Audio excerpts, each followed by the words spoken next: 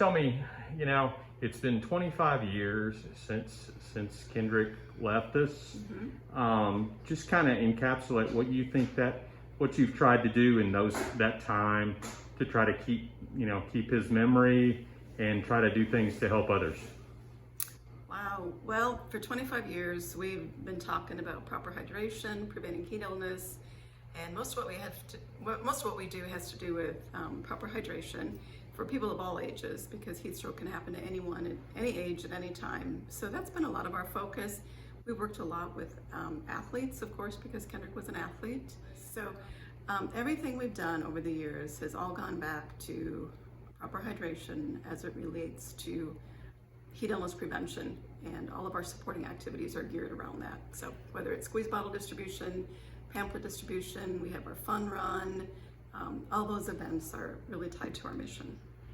Is this time of the year specifically hard for you because you think about him around this time of the year?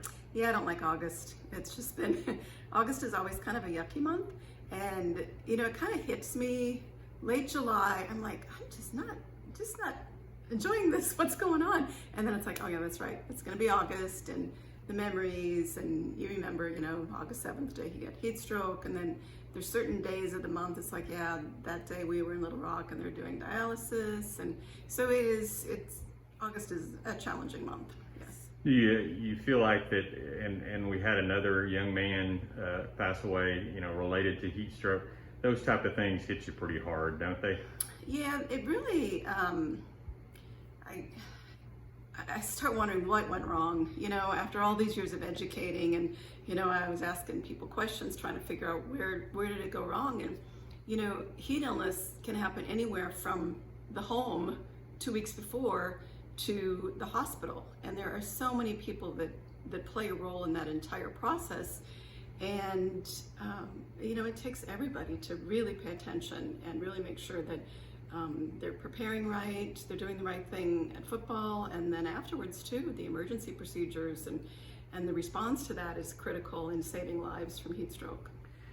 We've made strides though, right? I mean, with the education, with the coaches, with the people. I mean, don't you feel as though at least you got to feel good about the strides that have been made in that time, even though things still happen? Yep. What I love is we're not the only ones talking about this anymore. There were many, many years where it's like we were the only ones talking about it. And yes, people were dying from heat stroke, but I don't know if people didn't feel like they could do anything about it, or if they just didn't know what to do. And so we started with what we knew, squeeze bottles, pamphlets, and we just, kept working on it. And more people are talking about it now. There's a lot of people talking about proper hydration. There's other organizations talking about heat illness prevention.